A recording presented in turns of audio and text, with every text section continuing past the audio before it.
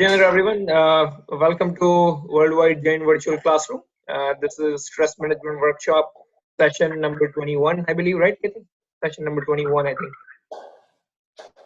And today we are going to cover the management of stress. Up until now, we have looked at in the management of stress, we have looked at ways to contain, basically we covered the common perceptions about stress, what people think of stress management, what are the ways of stress management in general perception out there. Then we went to each of those perceptions, analyzed whether it can really reduce your stress or help you reduce your stress. And then after concluding that, we realized the proper method, the strategy to contain stress, which is first thing to do is containing stress. Next thing to do is reducing the intensity of stress. Let me actually share my screen.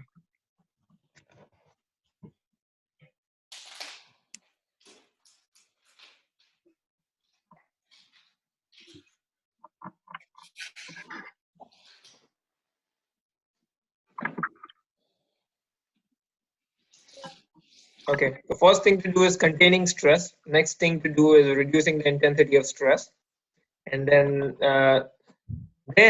uh, basically eliminating the root cause. That's the next stage, because until and unless you contain the stress, you cannot really reduce intensity. This approach is very much like a clinical approach, that doctors take to basically treat the diseases. That when patient first comes, you have to contain the problem. If you don't contain the problem, then it can spread, or it can give you more pain to the patient. Then reducing the intensity of the stress, which is reducing the intensity of the problem first, and then targeting the root cause. After you target the root cause, then you go in the post-treatment phase, eliminating the minor effects and the other symptoms, leftover symptoms. So we went over a lot of these. Can God, praying to God, asking for help, reduce stress, and we concluded no, it cannot happen. And breathing and visualization meditations, can that reduce stress? And we realized that cannot do stress, reduce stress. And yoga and pranayama or physical exercise reduce stress. And we included that also because it's a fixed physical. Um, it's an interaction of physical particles, right? It has nothing to do with stress. It cannot reduce stress. Can taking antidepressant pills or medication reduce stress? This is, we observe every day that antidepressant pills basically uh, does not really work in depression, or the medications have little effect in terms of mental health. And But here, following Vastushas, yeah, Pritesh. here, I mean, when you said that yoga and pranayam doesn't work, I mean, I think here we are defining stress as something totally different because a lot of people will have this. I mean, I know in terms of kashaya, it's not really going to do your anantanubandhi or anything. It's not going to reduce that. You will still have it. It might be subdued, but you will still have it. But they do feel a whole lot of difference, not just physically, mentally also. We talked about it. Actually, what they I'm feel sorry, I just take your is not glasses. really a reduction in stress. It's a masking of stress. So suppose, it's kind of like, kid, right? Kids are like, basically when they cry about something, when they want something, then I deflect their attention somewhere else by giving them chocolate or something else, and then they forget about the other things that they wanted. So their attention is simply turned, and they forgot about what they really wanted, and so that's why it's kind of like deflecting their attention. So what happens is yoga and pranayama and breathing and visualization meditations, all that happens is you're simply deflecting the attention. You're simply masking the problem, because like suppose I have a fear that a tiger will come and eat me. Tiger will come and kill me. Now, how many times I meditate on my breathing, how many times I do yoga and pranayam, that fear will not go away if the tiger is around me. So that's simply, and even if that goes away, it's a I'm deflecting the problem. I'm not masking the problem, not really attacking the problem. It temporarily feels like, okay, my problem is solved, but indeed is it's masking the problem. Same thing with laughter, right? Yes, laughter is better emotion, less harmful emotion than anger, you would say in some sense. But if we think that laughter really reduces stress, that's masking the problem. Not to say that we shouldn't laugh, or not to say that we shouldn't do this yoga and pranayama or physical exercises. We talked about the utility of yoga and pranayama, and that is in the sense that it helps us. It can be used as a tool for non-violent preventive medicine. You know, that is certainly one aspect to it. Another aspect to it is a lot of times goes stress worsens because of the unhealthy lifestyle, because we have so much attachment to our body, and then when we don't have good health, then our stress worsens because we have attachment. So then, practicing yoga and pranayama and physical exercises, if it keeps you healthy, if it keeps you healthy, then it helps you contain that stress in that sense. But it is not a tool in itself to really reduce the stress. Does that make sense, Pritesh? Yep, it does. Yeah. Thank And you. then astrology, numerology, palmistry, we also talked about that it cannot really reduce stress. All these people that claim that come to me for guidance and I'll solve your problems, and nothing can solve the problem. Basically, wherever there is a talk of changing circumstances about to some magic, it just does not work. Basically, unless and until you understand the cause which is within us, then nothing can solve the problem. Earning lots of money, we see a lot of rich people going through a lot of stress. That doesn't really solve the problem.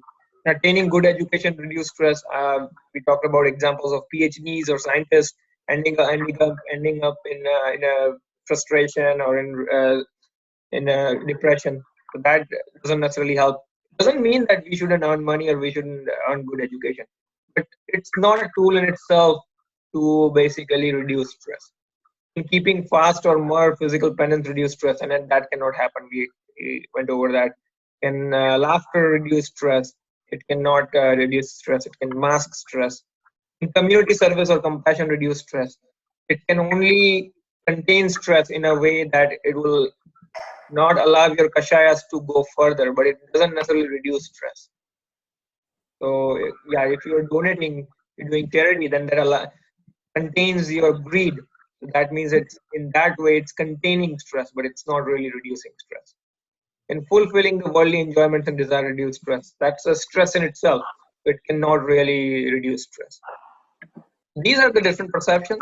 Then we went through different lifestyle practices. We also covered uh, the balance of priorities. We covered 7 main addictions and 5 mahapaps that we should refrain from. We covered balance of priorities in life, dharma, arth, kam, and moksha. What type of goals and how to do the lifestyle planning according to our goals and priorities, so that it doesn't cause us. Basically, it doesn't cause stress beyond the limit. Basically, it doesn't make it worse. So those are the different things we covered. But today we are going to go into reducing the intensity of stress. Saurabh is still not here. We quickly call him.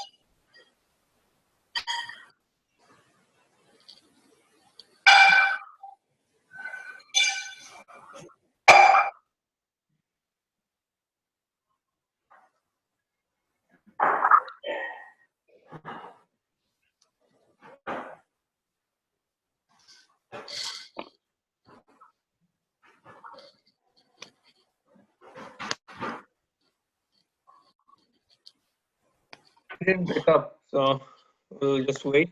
It comes. Okay, all right. So next, we need to get into the section of reducing the intensity of stress. So how to basically, these are the things through which the stress will become milder. Uh, Not necessarily will address the root cause right away, but through that process, stress will definitely become milder. And so for the very first strategy in that section is a habit of philosophical self-study and self-introspection. So as we know, the real reasons for stress are the philosophical reasons, the philosophical beliefs that we hold about the views about ourselves, who we are, how really the world works, how we interact with the rest of the universe, what is our true nature. Until and unless this is not this is clear, stress cannot really be reduced. So habit of philosophical self-study and not only studying, it's not about just studying the concept. It's about understanding the right concept and then doing the self-introspection in ourselves that, okay, where is the discrepancy? This is the right concept. Where am I thinking wrong? Where did I go wrong? And how do I correct that? So it's both. It's studying the right concept first in the first place, and then it's doing an introspection. So with that, we will go into basically we'll cover the overview of there is a list of concepts. Actually, we won't necessarily go into every single concept. Some of them we've already covered. Some of them we will cover in future. But let's just go over some of the things. So first of all, before you could develop true philosophical understanding about things in life, there are three important qualities that one needs to develop. First one is a neutrality and open-mindedness. If we have a preconceived notions about things in life that no, this is this way or this is that way, we've already made up our mind before even analyzing or studying or investigating. Then that really doesn't really solve the problem because we are not making right judgment on a right basis. So developing the neutrality and open-mindedness is very, very important. By the way, these three qualities that we're just talking about, they were mentioned by Srimad Rajchandra actually. That Srimad Rajchandra mentioned that before anyone can progress on a path of liberation or continue their philosophical journey, they have to have uh, uh, these three qualities, and without that, we cannot really progress. So neutrality is one of them. Neutrality and open-mindedness. We need to learn about information from all the different sources, and to be able to analyze, we have to have a neutrality. Without neutrality, we cannot do that because otherwise, we will always go with whatever we believe is right, and that may not necessarily be right. Second thing is intellect and critical mindedness. So critically analyzing everything is very, very important. Because there are so many places in the world to be misguided, and critical mindedness basically allows us to filter out the truth from the untruth. And then finally, the third one is straightforwardness. So straightforwardness can be taken in two ways: habit of acquiring proper consultations from correct experts to clear doubt, in a way that without any pretense that not necessarily prove someone right or wrong, not to prove our intelligence or anything, but to learn the truth from that point of view. And also straightforwardness from the point of view that a lot of people acquire philosophical understanding to earn respect in society, or to prove themselves intelligent out there in society. And that's if that's the motive, then it won't serve any purpose. So that straightforwardness, that the straightforwardness to learn things from the really intent of right learning is the third one. So Hitesh, can you give me examples? How these three qualities can basically steer us on the right path. Can you think of examples?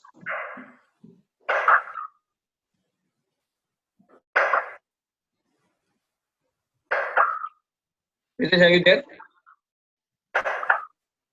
Example for intellect and critical mindedness, is that what you're saying? Yeah. Second one is a critical mindedness, critical thinking. Do you think they're important?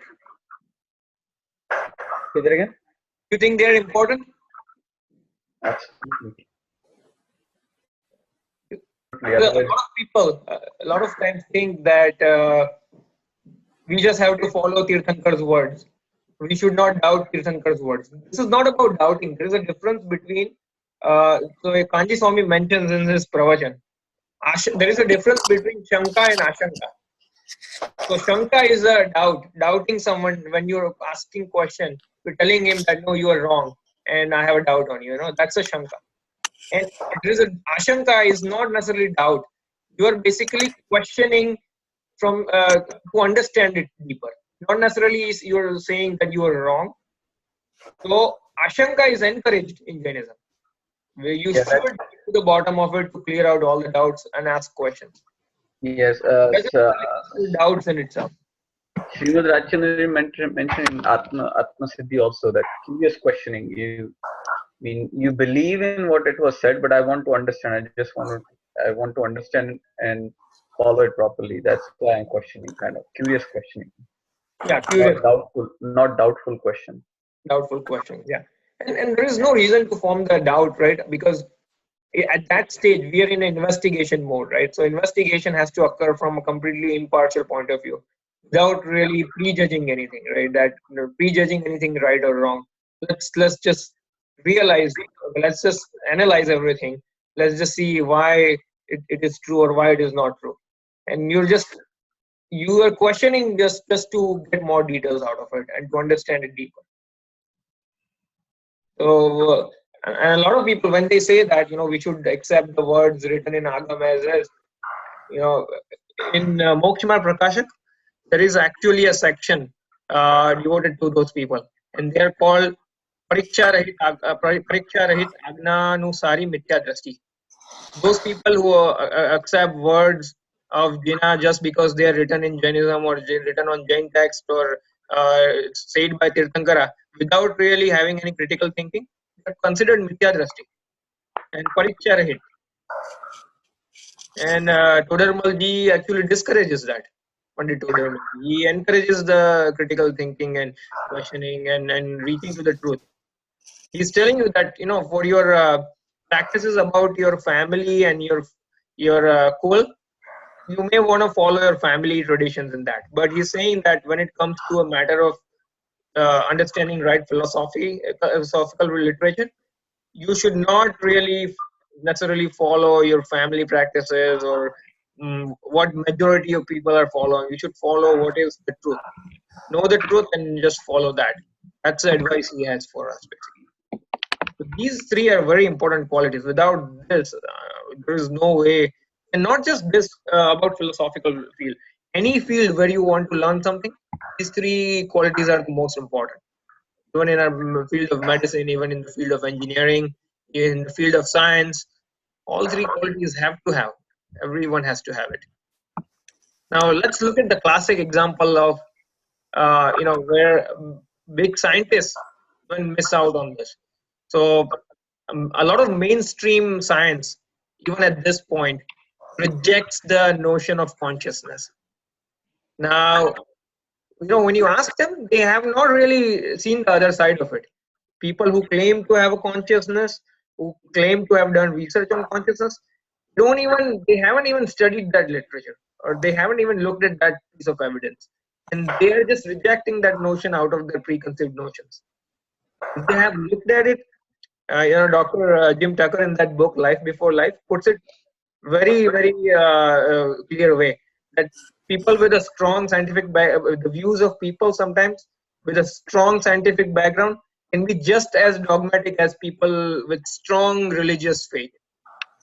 And so instead of rejecting a notion of consciousness or something that may be not easily acceptable to us, instead of rejecting it completely, we should we should basically bring it to the discussion and discuss what's really out there about consciousness or reincarnation that seems impractical.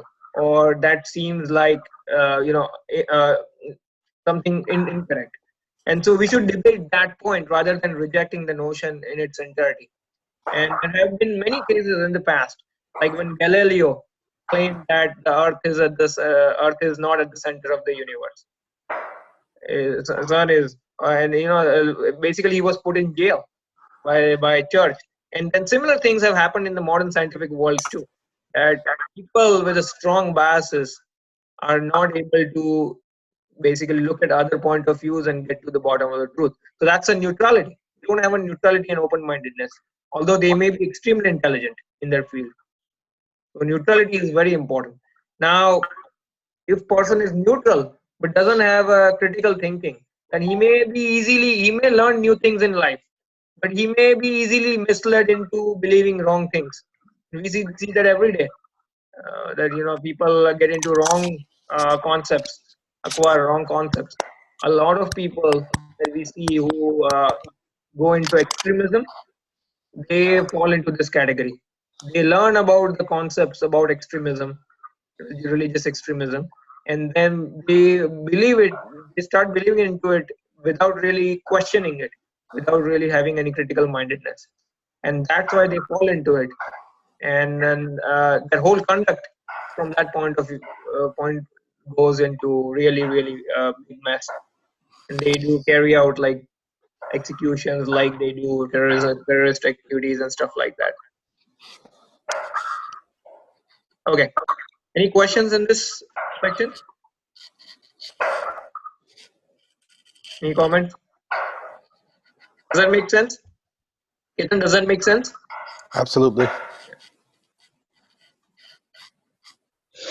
Okay, next is let's cover the list of philosophical concepts that one first really needs to understand.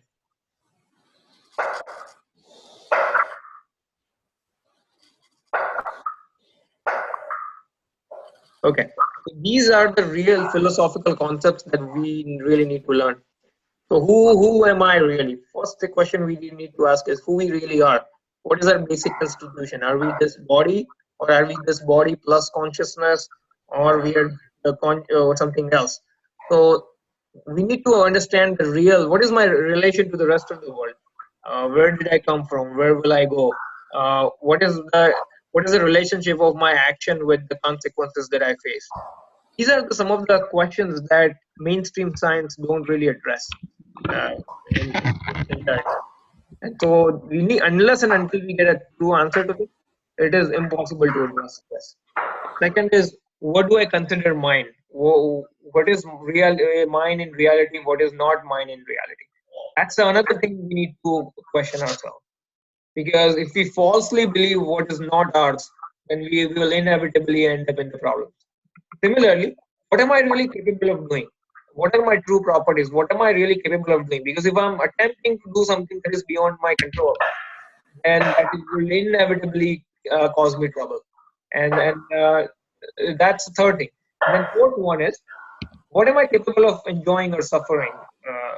Basically, what's really cause of my misery? Am I really suffering due to my external circumstances, or there is something else within me that is making me suffer? So these first four things are about ekatva, mamatva, kartritva, and bhoktitva. Those concepts have to be very clear, and we have, up until now, we have studied Jain Tattva Parichaya, we have studied even ekatva, mamatva, kartritva, bhoktitva, and so we know that who we really are is just pure consciousness, and everything else is not really ours. Although we use for communication point of view, we make statements that this is mine and this is not mine, or this house is mine, this property is mine, whatnot. So, but in reality, it's not ours, right? Then also, do I support, worship, or admire someone who is filled with passions, violence, or possessions? So it's about having the right idols in life, or right idols. Uh, जो हमारे हम किसकी पूजा करते हैं, हम किसको अपना role model मानते हैं? Have we taken a due diligence in selection of role models? A lot of people just follow the role models because they are being followed in their family, and we see that everywhere, right? So Ritesh, I want your opinion on this. How suppose a person is in that environment where he sees that he's in the basically people in his family are following the idols that are filled with passions, violence, or possessions. What can that person do to really come out of it? Say he got exposed to the right concept. What can he do really? So, violence and passion, possessions. What do you mean by violence part? There are many murtis of the Devi Devtas, right? Where they have a sword in one hand and someone's head in the other hand. And many people worship them, right? And those type of Devi Devtas. What can we do to get out of them? And then there are many Devi Devtas who have all sorts of weapons, or they have they're basically like kind of like a householder. They have their wives next to it, and people worship husband and wife together. So, if how first of all, how do a person even realize that okay, this is someone not worth worshipping, or not this is not the role model. The thing is, I cannot speak for others, but for myself, I used to do that myself until a Mhm, few years ago when I stopped doing it. mhm. And most important part is realizing, for me at least, that's I think, realizing what is true God. Until you understand that concept, what is true God, what is not, and the fact that these if you worship these gods who has all the violence and possessions, and the fact that you feel if you worship you get what you want, if you don't they might hurt you, that concept of dictatorship, that um, uh, concept is only the scare, the in the nervousness to not worship them, the scare to not worship them will be gone only if you understand what is real God and what is not, what is their capacity and what is your capacity. Understanding this basic concept will help you get rid of these false beliefs very easily. But until and unless you understand that basic concept, it's very, very hard to get away from this concept um, of worshipping people or these so-called gods with possessions and violent weapons and all, thinking that if you don't worship them, you will not get what you want, or if you worship them, you will get what you want. That that's of course my personal experience, and I've tried a lot of to talk to a lot of people about it. I've asked them what was their background, who punishes them. It's understanding the same. If anything, something goes around, comes around, right? So how are they God? What did they do to reach there? What is their past? Do they have a past? How come they came out of nowhere? But this concept, oh, we don't understand a whole lot. There might be something. They might have some power, whatever. This fear of unknown, not understanding the basics, is what keeps you, from thinking the right thing and doing the right thing. And Pritesh, I come from a very similar background. Like up until a few years ago, I used to do all these things too. Basically, I never questioned myself why we are praying, what we are praying, who we are praying, and I did everything. When I came across the real Jain point of view about Jain definition of God and Jain concepts about consciousness, it was a shocker to me. And first, I'm like, what was I doing my entire life? And what was everyone around me were doing entire life, and what are they doing? And it was like a very shocking awakening for me, and I started questioning myself that what type of person I considered a god. There are stories in Hindu literature, right? Just one second here. Hello. Hello.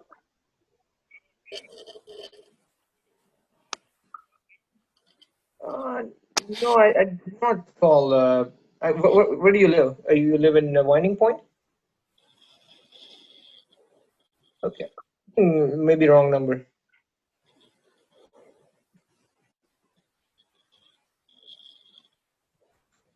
Okay.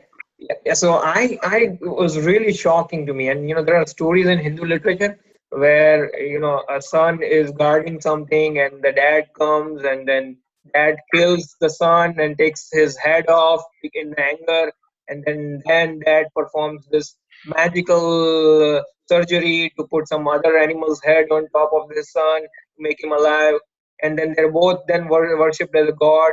I'm like, what is this? Even if we harm someone in our daily life, we are considered criminals. And here, someone has murdered someone in extreme anger, and we are making that person a role model. And on the other extreme, that person is known as someone who can swallow the poison and considered the most tolerant. So these are such a big contradictions that I came across. I'm like, what is this? I mean, we ourselves would be considered criminal if we do any type of these activities, and we believe we worship someone who has already done this and being paid for it, for his powers. So I'm like, it was really, really shocked to So me. I talked about this to a lot of people, and despite hearing that, understanding that they might say, "Oh, we don't know the real story. Might something might have happened that probably it was a different situation. The history does not reach." I mean, they will try to justify this to any extent. And the moment we talk about Jainism, oh, Jainism does not let you do this, does not let you do that. You're always in fear that you might be doing something wrong. So I'm like, if you're feared, if you think your life is ruined by learning about Jainism and following Jainism, you understanding completely wrong. Your understanding is totally wrong. You need to understand the basic. It will actually relieve you of your anxiety and fears. It will make you comfortable and calm with yourself, and you can do whatever you want with your own responsibility. Nobody is responsible for you. So you do good, you do bad. It's understanding the right thing and doing the right thing. Taking responsibility for your own actions. There is no one else who's going to stop you from doing it or make you do something. It's all up to you. I mean, it's such a relief. I mean, there is no dictator sitting behind you that you have to, follow and worship and do whatever you want. But it's very hard to get out of that mindset until you understand the basics. Yeah, very true, very true. Yeah, it's kind of like catch-20 situation, right? Until person understands that he won't get out of fear, until he gets out of that fear, he won't really get an opportunity to learn these concepts. True. No, I think that a lot of this has a great deal to do with psychology, from the perspective that it is very, very, very difficult to change thought process that you've had from childhood. When you've been raised with a certain way of thinking about something, and then for you to take on a different perspective, no matter what the subject matter is, and but religion is obviously a supercharged one, but whether it's in regards to how you raise children or how anything, to change that mindset that you've had from a very young age is a very challenging task. Absolutely. Absolutely. But that's Actually, what it requires. right. Right. In the end, that is what it requires. And the thing is, if you question what you've been doing all your life, that means you're saying what you did all your life was wrong. Yeah. All the people around you are doing it wrong. All the people who taught you, who raised you, are wrong. Wrong. So questioning them all is a huge, giant task. And they're like, everyone is doing around me. That means the easier way is to blame Oh, you okay, okay, yes, yes. everyone else As if around you're you. blaming someone. Right. The easier thing to do is to conform, right? The Right. easier thing to do is conform to what everyone else in your family does and what Exactly. everyone else, your friends do, etc. It Right. takes much more inner strength and Right. conviction in your belief system. Conviction. To, Absolutely. Conviction is the word. that's right. That's right. And To right. go a different path. Absolutely. To get the conviction, you need to have open mind and to know the basics. So that's just Pravit said. It kind of contradicts each other. How if you don't have this, how are you going to have this? And That's right. you cannot have this with when you have. It's just so hard to get out of that cycle, vicious cycle. Yeah, absolutely. Equanimity. I like that word for the first part of what Parith was talking about. You have to have equanimity of mind to be open to be able to analyze thought processes that you may not have been open to before. You have to have equanimity of mind.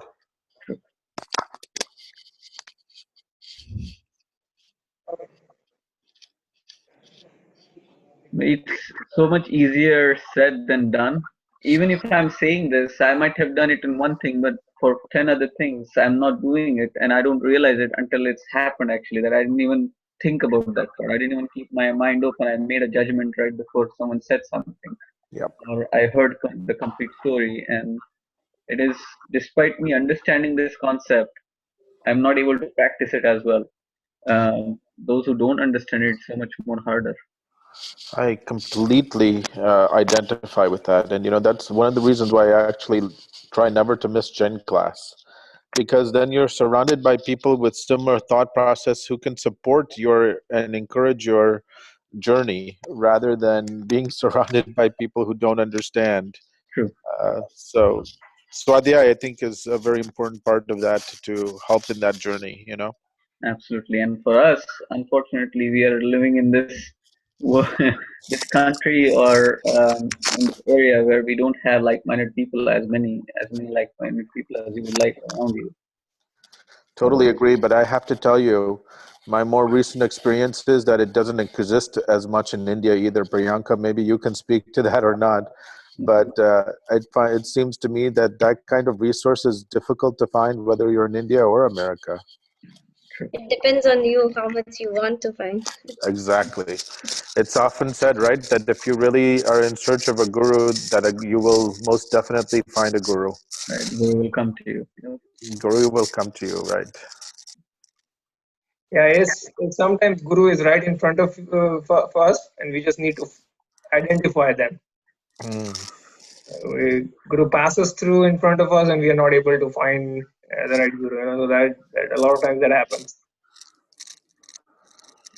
Okay, so yeah, so very good discussion on basically how to select the role idols and what are the reasons that doesn't allow us to select the right type of gods. But that is a very important concept. Uh, Understanding right concept of Dev Guru Shastra, according to Jainism, that we learned in Jain Tattva Parichay, and then we need to learn that in more detail through Moksha Prakasha, as well as Chardala and all the other scriptures that we have. Uh, that will certainly help in this direction, because unless and until we learn that, we will never come out of our fear of unknowns in life. There's always this hidden fear about so what if something happens to me, what if someone will do something to me, and that will not go away until we learn this thing. uh, Next, what is important is, what is my understanding about acquiring peace, joy, and happiness in life. So if we keep believing that earning money and spending money and fulfilling the pleasures is a way to go acquire peace and happiness in life, then that's a completely wrong understanding in life. Yeah, earning money and fulfilling the necessities are part of life. Certainly, we cannot ignore that part, but that is not the true way to acquire peace, basically, or the understand, basically get happiness, basically. So this process application of nine tattva and the process of nine tattva, that is a very important concept to understand here. That who we really are, what particular modes within us, what pariyas within us basically cause us harm, versus what pariyas, what type of modes within us can give us pleasure and peace, and what is our ultimate goal, and how do we get there. That's application of Nav Tattva, or seven tattvas if you combine Pap and Punya with Ashra Tattva. So that is very important to understand, and we have learned that in Jain Tattva Parichay. Now here also there is a big dilemma here. So this number E, there is the issues are, this E and F both. So a lot of people in Jain community do study these things, right?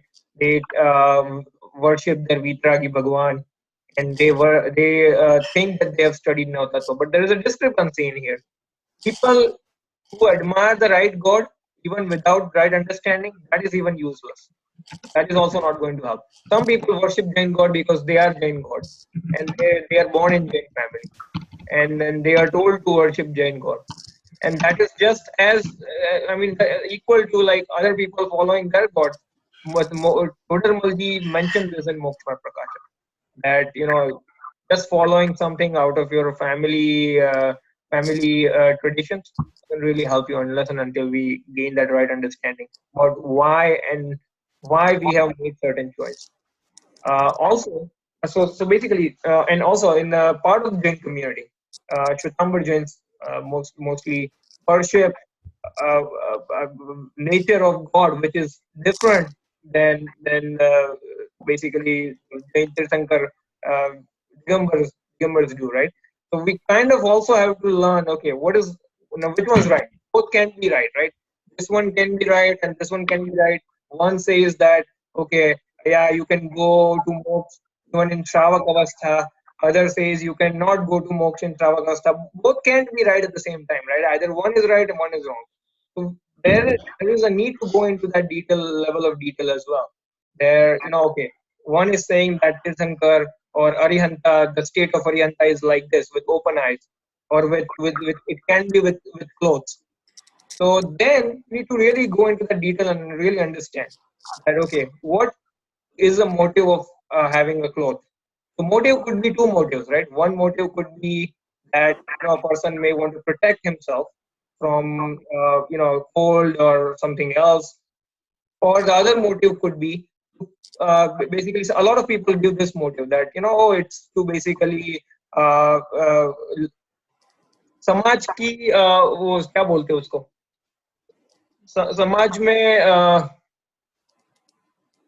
basically going naked in front of the samaj, basically they consider it as like, oh, it's out of limits basically. तो उसकी समाज की शर्म के लिए शर्म है. In both of these cases, if both of these are a type of kashayas, right? One is definitely kashaya, a mode of a bhav of possessing kashaya, possessing a cloth, and the other one is if you are doing it out of out of a shame or a limit of the society, then you're concerned about society, and you're not truly vitrag anyways. So the true vitrag doesn't come if the clothes are there, right?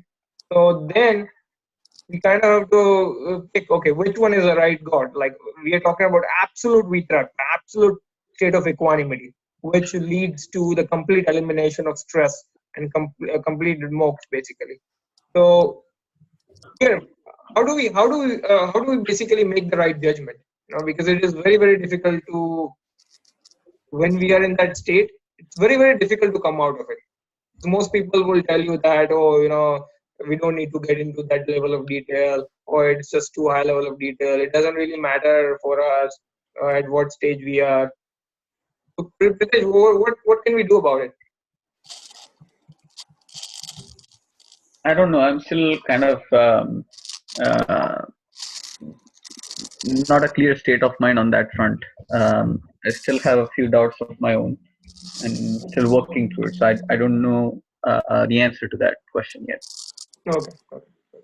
What about you, Ketan? Ask the question again. Question is, so versus Digam, about the question is about selection of the right god, right? We talked about that, any god that has possessions, weapons, or violence filled with in it, and we cannot consider them as a true god. Now the question is about Digambar and Shwetambar. Shwetambar's think that someone can become a god with the possessions, like being in Shravak Avastha or possessing the clothes. So the question is, which one is true? Because if we think that, yeah, God can be with clothes, then that's a possession. Isn't that a possession? So you're referring to like Digambar idols and Swatambar idols, some which have jewelry on them, jewels on them, etc., as compared to Digambar murtis that don't. Is that the direction of your question? Yeah. Jewels, most people accept that no Tirthankaras have jewels. It's just the Shwetambars do it out of their, they want to do it because they want Yeah. to honor their I god. thought your question was much more broader than that. Is it just specific about that part, or is it It more is broader? about the nature of true God. Which one is true nature of the God? The true nature of God has to be one that is possessionless, right? That is, does not have material attachment to anything, clothes, jewels, etc. No So possessions. the idea that having a murti that is clothed or a murti that has jewels on it, that seems to defy that logic. True. Agreed. Having mugut, having angi, having mala, and all that is kind of going against the true nature of God. Absolutely agree. Now think about this part too. Suppose you are in a true deep meditation, internal meditation, right?